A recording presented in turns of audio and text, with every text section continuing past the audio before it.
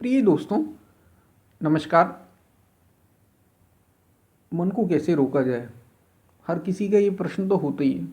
चाहे वो संसार संसार में हम रहते हों, मतलब इस सांसारिक जीवन में, या फिर आध्यात्मिक जीवन में, किसी भी जीवन में, किसी भी क्षेत्र में, जीवन के किसी भी क्षेत्र में, लाइफ की किसी भी, आप किसी भी सेक्टर में काम कर रहे हो, अगर आप मन को अपने कंट्रोल में नहीं करना जानते, या मन को सही दिशा देना नहीं जानते, तो फिर आप जानते सक्सेस नहीं मिलेगी, सफलता नहीं। यही लोग सफल हुए हैं। अगर आप सफल लोगों की श्रेणी देखें तो कहीं ना कहीं उनका मन उस दिशा में जाना चाहता था, वे सोच पाए।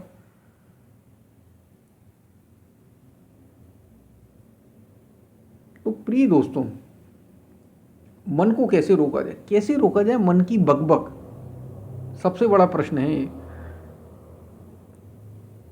भारतीय संस्कृति में, अगर मैं भारतीय संस्कृति की बात करूं तो छोटे छोटे स्तर पर, आपने शायद कभी ध्यान भी ना दिया हो, मन को रोकने के कई सारे काम किए गए। क्या आपको पता है, भारतीय मंदिरों में खासतौर से अब आज के समय में ये चीज़ें धीरे धीरे विलुप्त हो रही हैं। धीरे धीरे भारतीयों की वेस्टर्न कल्चर, पाश्चात्य सभ्यता हम अपनाने लगे, पाश्चात्य वो सारी चीज़ें। तो भारतीय गाँवों में तो आज पूरी तरह से अभी भी वो सारी चीज़ें चल रही। शहरों में भी, क्योंकि गांव के लोग ही शहरों शहरों में पहुंचे हैं, तो शहरों में भी वो भरपूर है। भारत में तो कमी नहीं है, फिर भी कुछ जगहों पर लोग पूजा करने जाते हैं, लोग पूजा करते हैं, लोग कुछ समय पाठ करते हैं, कुछ समय ध्यान करते हैं, कुछ समय कुछ योगिक क्रियाएं करते हैं। ये आपको पता है क्या है? उस मन को रोकने का ही काम है।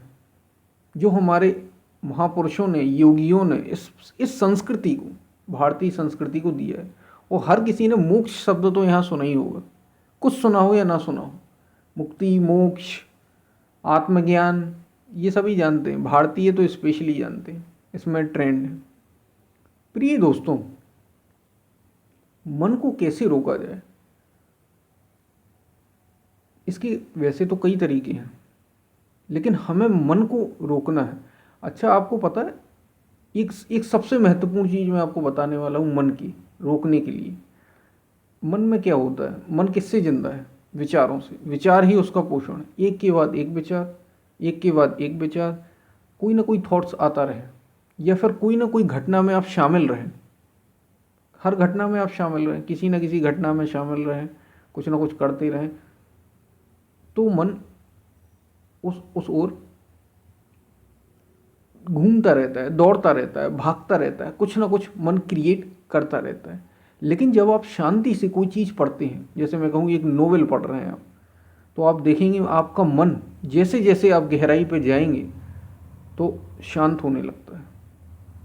आप कोई फुटबॉल खेलें, आपने सुना विवेकानंद ने फुटबॉल खेलने के लिए कहा था, गीता पढ़ने से पहले तुम फुटबॉल खेलो। फुटबॉल खेलने में पता है क्यों कहा था ऐसा? शायद बहुत ही कम लोगों को पता हो गया। मन मन रुकेगा, उससे कॉन्सेंट्रेट हो गया आप। जब फुटबॉल खेला जाता है, आप जानते हैं फुटबॉल का गेम कैसा होता है, दौड़ना पड़ता है, नज़र फुटबॉल पे होती है, केवल केवल ध्यान फुटबॉल पे होता है। आपने ध्यान हटाई और सबसे ज़्यादा ध्यान वाला खेल। तो सारी चीज़ें मन को रोकने के लिए। रुके कैसे? बात यह है, आपने अपने वैज्ञानिकों को, हमारे जो साइंटिस्ट हैं उनको देखा होगा, जब वे खोज करते हैं तो मन उनका एकदम शांत होता है। लेकिन सामान्य जीवन में जब आपसे ये कहा जाता है कि कोई पवित्र नाम, देखिए मन को रोकने की मैं बहुत साधारण सी चीज़ें आपको बता रहा हूँ। कोई पवित्र नाम, जैसे राम का, शिव का, ओम, ओम का उच्चारण आपने सुना हो, ये हम जब लेते हैं, ठीक है, कोई भी पवित्र नाम हो सकता है, छोटा नाम होना चाहिए। जब आप ये नाम सुमिरन करते हैं, नाम सुमिरन को संत कबीर ने बहुत जोर दिया है। सुमिरन, सुमिरन को दो भले, एक संत एक राम। तो नाम सुमिरन पे भगवान शिव सुमिरन करते हैं हमारे शास्त्रों में। ये क्यों?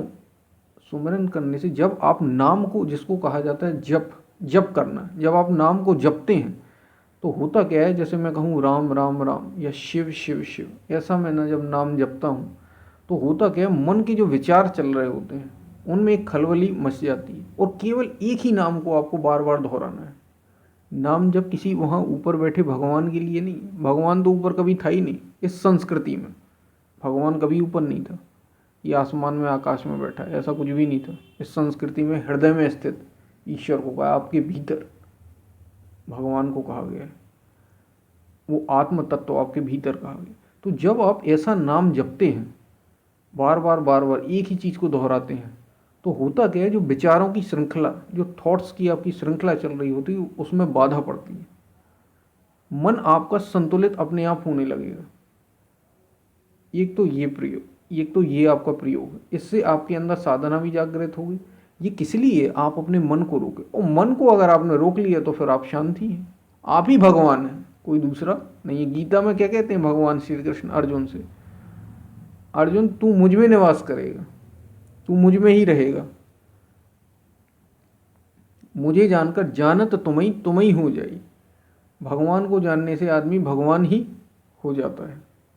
जैसे बूंद सागर में मिलने पे क्या है, अलग से बूंद का कोई अस्तित्व नहीं है, लेकिन जब तक बूंद अलग है सागर से, तब तक बूंद ही है। सागर में मिल गई तो सागर हो गई, बूंद का कोई प्रश्न ही नहीं रहा। तो जब आप नाम जपते हैं लगातार, कोई शिव, ओम, राम, कोई भी एक नाम, तो उससे होता क्या है, आपके विचारों की श्रृंखला टूट जाती है। लगातार आप जपते हैं, वो विचारों की श्रृंखला टूटती है। शुरू में तो इसमें कठिनाई है, लेकिन अगर आप उससे एक तारतम्य बना लें तो विचारों की श्रृंखला टूट जाएगी। और जब विचारों की श्रृंखला टूट जाएगी तो आपके अंदर वो शांति के रूप में घटित होने लगी। खासतौर से जिनको ज़्यादा विचार आते हैं, मन की बकबक रोकने का सबसे प्रभावी तरीका है। ये एक दिन की बात नहीं है, लेकिन अगर आपको कभी शांति मिलेगी तो इन्हीं तरीकों से मिलेगी। दूसरी चीज़, कोई पवित्र ग्रंथ पढ़ने के लिए कहा जाता है। शुरू में आपकी चीज़ें उससे नहीं रहेंगी तो आपको हो सकता है नींद आ जाए, क्योंकि हमारे अंदर वही आदतें पड़ी हुई हैं। तीसरी चीज़, आपकी आदतें छूट जाएंगी। ठीक है, अब इसमें हम, जैसे मैंने आपको बताया, कोई पवित्र ग्रंथ, गीता पढ़ें, रामायण पढ़ें, महापुरुषों की जीवनी पढ़ें, यानी बायोग्राफी। विवेकानंद की पढ़ सकते हैं, रामकृष्ण परमहंस की पढ़ सकते हैं, महर्षि रमण की पढ़ सकते हैं, यहाँ तो कोई कमी नहीं है। संत कबीर की पढ़ सकते हैं, तुलसी की, मीरा की, दादू दयाल की, यहाँ पे कोई कमी नहीं महापुरुषों की। अलग अलग धर्मों की पढ़ सकते हैं, लेकिन वो पुस्तक कैसी होनी चाहिए? धार्मिक ग्रंथ, धार्मिक विचार। पंडित श्री राम शर्मा आचार्य, शायद आपने सुना हो, गायत्री शक्तिपीठ वाले 3200 पुस्तक अपने जीवन में लिखी हैं, आप पढ़ डालिए। आपको मन भी रुकेगा, एकाग्रचित होता है मन इन सब चीज़ों से। तो इससे क्या होगा, आपकी थॉट्स को रोकने में मदद मिलेगी। ये किसके लिए? किसी भगवान को बुलाने के लिए नहीं। सीता राम राम राम राम राम जो जपा जाता है, किसी भगवान को नहीं बुलाना है आपको अपने मन को शांत करना। ये योगियों ने हमें इस रूप में दे दिया, हम वो चीज़ समझ नहीं पाए। उन्होंने हमें कितनी बड़ी चीज़ दी है। मन को रोका, और मन मरा माया मरी, हंसा बेपरवाह, जाको कछू न चाहिए, सोई शाहनशाह, ऐसा कहा जाता है हमारे ग्रंथों। और आप मन को जीत लेंगे, फिर आप जैसा चाहें वैसा क्रिएट कर सकते हैं। सारी चीज़ें आप ही क्रिएट कर रहे हैं, लेकिन बात यह है कि मन रुकता नहीं। चौथी चीज़, कई यौगिक प्रक्रियाएं होती। पहले तो शरीर के स्तर पर भी संतुलन जरूरी है। मन के स्तर पर आप सीधे संतुलन नहीं कर सकते, इसलिए शरीर के स्तर पर कुछ आपको यौगिक क्रियाएं, जैसे सूर्य नमस्कार करते हैं। ठीक है, ईसा फाउंडेशन भी कई सारी चीज़ें आपको बताता है, वो सारी चीज़ें भी आप ले सकते हैं। हमारे योगियों ने, मतलब कई सारी, आज भी सारी संस्थाएं हैं, सूर्य नमस्कार कर सकते हैं।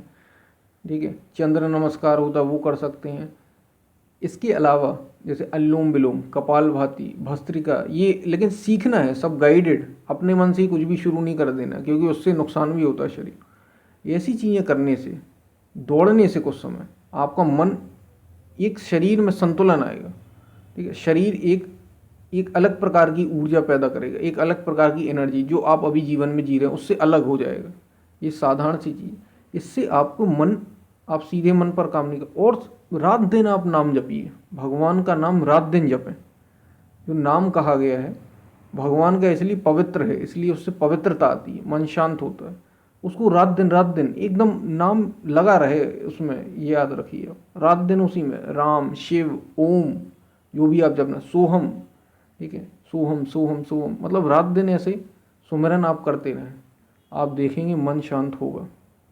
फिर कुछ समय ध्यान के लिए बैठिए। पांचवा, कुछ समय ध्यान दीजिए। जब शुरू में आप ध्यान करने बैठते हैं तो आप जानते हैं क्या हालत है, सभी लोग जानते हैं भैया 5 मिनट में हालत ख़राब हो जाती है, इतने सारे थॉट्स एक साथ आ जाते हैं। लेकिन जब आप चल रहे होते हैं, लोगों से बातें कर रहे होते, खा रहे होते, पी रहे होते, तब आपको पता चलता है इतने सारे विचार हमारे पास हैं, बिल्कुल नहीं पता चलता वो। ये जो ध्यान की प्रक्रिया, ये आपको रोकने के लिए, ये मन की बकबक को रोकने के लिए है। जैसे पहले ही बताया, कोई चालीसा कोई पाठ, ये तो ज़रूर करिए जो आप करते ही हैं। थोड़ी देर के लिए बैठिए, 15-20-25 मिनट, आपको हेल्प मिलेगी। ये वे चीज़ें हैं जिससे आप सही चीज़ें कर सकते हैं। मन को वास्तव में रोका जा सकता है। सही तरीका क्या है, ठीक है, ये आप चीज़ें करिए, आपको जीवन में लाभ मिलेगा। और अंत में मन वश हुई जब प्रेरक प्रभु बरजे। ये मन तो तभी वश में होगा जब भगवान आपके हृदय में स्थित जो मूल तत्व है वहाँ तक आपकी खबर हो जाए, आप ऐसे जागृत हो जाएं, आप ऐसे सचेत हो जाएं, सचेतन अवस्था में जब आएं, जितनी ज़्यादा से ज़्यादा आप अवेयर होंगे, जिसको कहा जागरूक।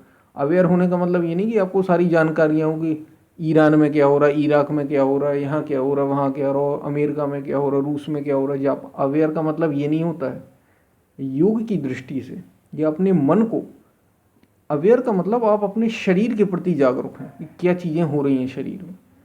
आप अपने मन के प्रति जागरूक हैं, मन में कैसे विचार आ रहे हैं, कब कौन सा विचार आ रहा है, इसके लिए सतर्क। लेकिन ये शुरू में ऐसे नहीं आप कर पाएंगे, इसलिए नाम का सहारा। जब आप ऐसे जैसे जैसे मन रुकने लगेगा वैसे वैसे आप सचेत होंगे अपने प्रति, कब क्या करना है क्या नहीं करना। आप देखेंगे आप जीवन में बहुत बड़ा परिवर्तन आ सकता है, आएगा ही। उसी के लिए ही ये सारे हमारे योगियों ने ये सारी चीज़ें बताई हैं। तब आप जाके मन को जीतेंगे। और मन जीता तो जग जीता, जिसका मन ही उसके, जो मन चंगा तो कठौती में गंगा। मन जीता तो सब जीता, यही मन को रोकने के तरीका है। और सीधे सीधे जिसको मुक्ति और मोक्ष का है वो भी मैं यहाँ पे बता दूँ, क्योंकि मन की बकबक रोकने से जो हमें मूल परिणाम हो, मुक्ति तभी होती है जब कोई गुरु, कोई सदगुरु उपलब्ध हो, कोई जीवित गुरु आपको मार्गदर्शन कर सके। वो इसलिए क्योंकि ऐसे अगर आप खाली में, अगर आप, कुछ लोग खुद ही मुक्त होना चाहते हैं, ये ऐसा नहीं है, इसकी कोई सीमा नहीं, अनलिमिटेड में आपको जाना है। हो सकते हैं, लेकिन उसमें हो सकता है आपको सैकड़ों जन्म लग जाए, क्योंकि आपको रास्ता खुद ही बनाना है। एक पहले से तैयार है, पहले से पहुंचा हुआ है, उसको सब पता है। जैसे आप यहाँ से कहीं जाना चाहते हैं, यहाँ से मान लीजिए आप कहीं भी जाना चाहते हैं 20 किलोमीटर के दायरे में, आपको नहीं पता रास्ता कैसे है, आपको सुविधाएं भी नहीं पता, जाते हैं या नहीं जाते हैं, आप अनजान हैं एकदम। सामने वाला जानता है, उसको आप साथ ले जाइए, वो आपको पहुंचा देगा, नहीं तो आप घूमते ही रहेंगे। ये तो 20 किलोमीटर की बात मैंने कर दी, अगर आपको 1000 किलोमीटर जाना है तब भी आप सारी चीज़ पूछ के तो जाते हैं। अब आप ऐसे ही चले जाएंगे तो फिर पता नहीं कहाँ जाएंगे। आप समझ रहे होंगे मैं क्या कह रहा हूँ। तो वो गुरु आपको, जब आप इसमें सफल हो जाएंगे, भगवान जिसको ईश्वर कहा गया, जिसको मूल तत्व कहा गया है, सृष्टि, प्रकृति, नेचर, आपको अपने आप ही गुरु उपलब्ध करा दे, वो भी सच्चा गुरु। वो कोई ऐसा नहीं हुआ, और आप गुरु को ऐसे नहीं ढूंढ सकते, क्योंकि गुरु, हीरे की परख किसको होती है, जो हीरा जानता है। आपको थोड़ी पता कि सच्चा गुरु कौन है, आप तो कुछ चमत्कार देख लिए अपने हिसाब से, जो आपके मन में थॉट्स हैं आप उनके अकॉर्डिंग अपना गुरु देखते हैं। सच्चा गुरु ऐसा नहीं होता। आपने देखे यहाँ जो भी पहले गुरु हुए हैं सभी का विरोध बहुत हुआ है, लेकिन वे सच्चे गुरु थे, सदगुरु थे। इसलिए आपको इससे वो गुरु भी मिल जाएगा, और आप मुक्ति, इसको कहा जाता है, उसका आनंद भी ले सकते हैं। और मन की बकबक रोकने के ये जो तरीके हैं, इसको ज़रूर अपनाएं। तभी इसके अलावा जो भी चीज़ें हैं वो तो आप कर ही रहे होंगे, बट जीवन को ऐसे ही बदला जा सकता है। हम फिर मिलते हैं, तब तक के लिए धन्यवाद।